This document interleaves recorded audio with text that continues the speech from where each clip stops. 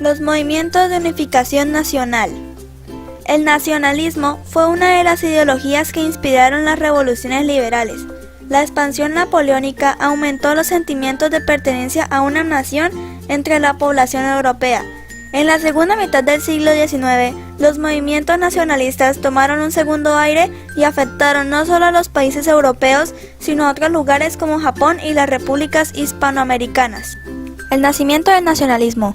Desde la Edad Media, la palabra nación designó al grupo de personas nacidas en un mismo lugar y que estaban bajo el poder de un mismo monarca.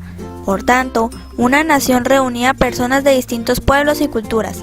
En el siglo XIX, el término nación adquirió una dimensión política y muchos empezaron a reivindicar que las fronteras de los estados coincidieran con las fronteras raciales, lingüísticas e históricas.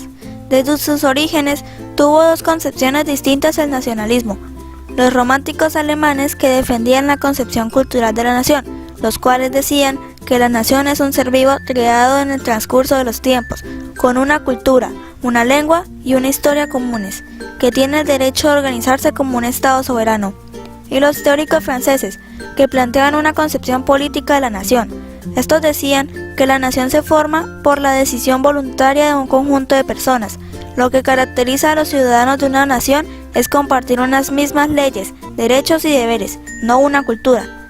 Estas concepciones dieron lugar a dos procesos. Por un lado, los estados pusieron en marcha políticas nacionalizadoras. Por otro lado, muchos pueblos lucharon por convertirse en estados a partir del movimiento nacionalista. La política nacionalizadora de los estados. Los estados del siglo XIX pretendían desarrollar el sentimiento nacional y la cohesión de sus habitantes y su orgullo patriótico. La educación implantó el uso de una lengua nacional.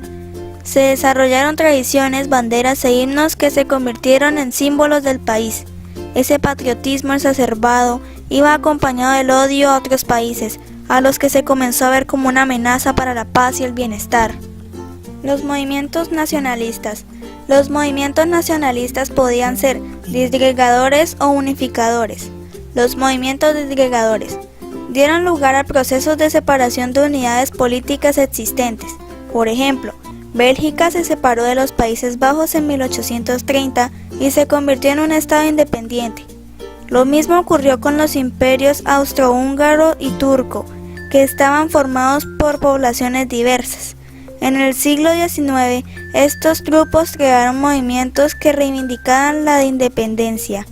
Y los movimientos unificadores, que dieron lugar a la unión de poblaciones que estaban divididas.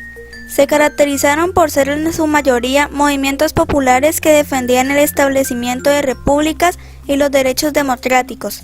También contaron con la participación de miembros de la nobleza como reyes y condes. La unificación italiana. A comienzos del siglo XIX, la península italiana no era un país unificado, sino que existían allí diversos reinos independientes entre sí. Los más importantes eran Lombardía, que pertenecía al Imperio Austriaco, el Reino de las Dos Sicilias, los estados pontificios, controlados por el Papa, y el Reino de Piamonte. Sin embargo, en Italia una lengua en común y un pasado compartido forjaron un sentimiento de unidad entre los habitantes de los distintos reinos. Esto condujo a un proceso de unificación nacional que dio lugar a la República Italiana que conocemos en la actualidad. Este proceso se desarrolló en dos fases. Primera fase. Inició hacia la década de 1810 con la caída del Imperio Napoleónico.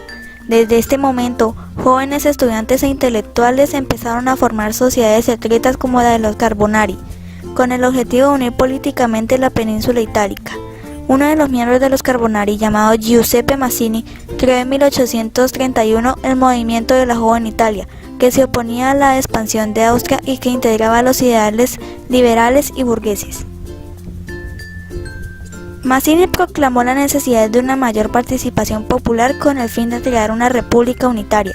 Sin embargo, durante los movimientos revolucionarios de 1820, 1830 y 1848, el propósito de la unificación fracasó rotundamente. Aún así, el nacionalismo italiano se mantuvo en la mayoría de la población. Segunda fase. En 1850, la iniciativa de la unificación fue retomada por Víctor Manuel II, rey de Cerdeña-Piamonte, quien junto con su primer ministro Camilo Benso, conde de Cavour, logró una alianza con Napoleón III de Francia para enfrentar al imperio austriaco y recuperar las regiones del norte italiano. Así, la unificación avanzó en 1859, cuando los ejércitos de Francia y Cerdeña derrotaron a Austria y le arrebataron Lombardía. Luego, entre 1859 y 1860, las rebeliones populares lograron que Parma, Modena y Toscana se uniera a Piamonte. Un año después, Giuseppe Garibaldi, un líder militar procedente de Piamonte, conquistó e incorporó a Nápoles y Sicilia al territorio italiano. En 1861, gran parte de la península italiana se encontraba unificada bajo el poder de Víctor Manuel II, quien fue proclamado rey de Italia. El proceso de unificación continuó en 1866, cuando Italia le arrebató Venecia a Austria, y finalizó en 1871, cuando Roma fue tomada por los italianos y convertida en capital del reino.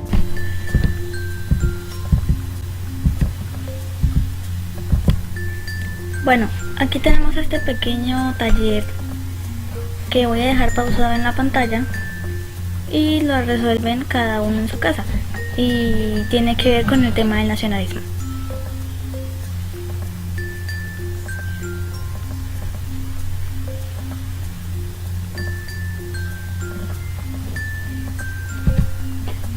Gracias por su atención, espero que este video les haya servido.